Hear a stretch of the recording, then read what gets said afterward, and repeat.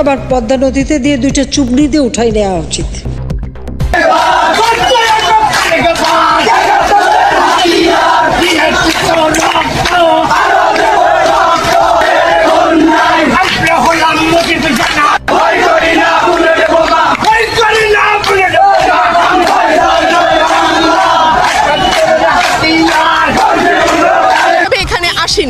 আমি কোনো দল রিপ্রেজেন্ট করছি না।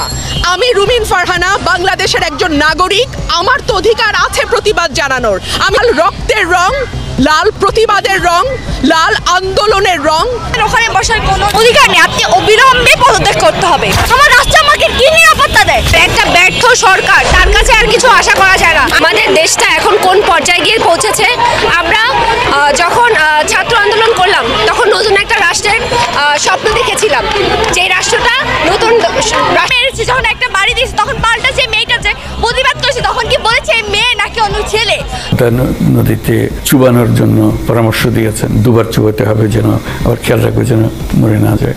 দূরত্ব বলে আমাদের এটা এমডি পদের জন্য পদ্মা সেতুর মতো সেতুর টাকা বন্ধ করেছে, তাকেও আবার পদ্মা নদীতে দিয়ে দুইটা চুবড়ি দিয়ে উঠাই নেওয়া উচিত। সাধারণ গরিব মানুষগুলো ভাগ্য কেউ পরিবর্তন করবো না, সবাই সবারটাই করবো। ইউনূস আরো বলেন, জুলাই চার্টার পথ দেখাবে বাংলাদেশ। রাজধানী ঢাকা আন্দোলনের শুরুটা কোটা সংস্কার এক দফা দাবিতে এসে পৌঁছেছে। আমাদের এটা এমডি পদের জন্য পদ্মা সেতুর মতো সেতুর টাকা বন্ধ করেছে, তাকেও আবার পদ্মা নদীতে দিয়ে দুইটা চুবড়ি দিয়ে উঠাই নেওয়া উচিত। আমি খুশি মনে ক্ষমাকে দিলাম আমলিগ সরকার। আমলিগ দেশের কাজ করেছে, অনেক উন্নয়ন করছে দেশের জন্য, বাংলাদেশের জন্য। যাদের পুলিশ সঙ্গে যুদ্ধ লাগিয়েছে তাদের মানে ছাত্রদের রাজপথে ঠেলে দিছে, তারাই তো তা সরকার তো যাই থাকবে তারই কথা। এখন যদি পুলিশ আছে, যে সরকার চলিচ্ছে তাদের কথাই পুলিশ শুনবে। আমার প্রধানমন্ত্রী শেখ হাসিনা এই দেশের ভিতরে যা উন্নয়ন করছে, এই উন্নয়ন 100 বছরের কোনো ব্যক্তি করতে পারবো না। কিন্তু তার অধীনে ছিল কাদের সিদ্দিক, তার ছিল তাইজউদ্দিন, ছিল মুস্তাক। কোন দেশে পাইছেন?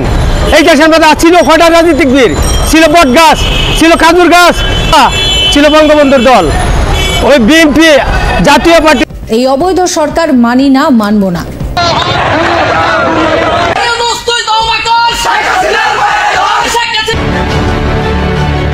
জানিয়ে দিব সর্বশেষ বাংলা সংবাদ, শুরুতেই শিরোনাম। উপদেষ্টা পদত্যাগ করছে। রাজনীতির বড় বুঝেন আমরার উচিত যে হ্যাঁ কি আর কি লয়ে কথা কয়। কিছুদিন পরে সমন্বয়কের পদ থেকে সরে দাঁড়াবে। আলী খাতুন কি সর্ষের মধ্যে ভূত না করে খেলবো? বিএনপি তো জানে নির্বাচনে এলে জামানত রাখা মুশকিল। কাজের বুয়ারা আন্দোলনে নামে রিকশা শ্রমিক ইউনূস এই দেশের মাটিতে একটা সংস্কার পুরো দেখাতে পারবে না। আসিফ নজরুল ভারতীয় রয়্যাল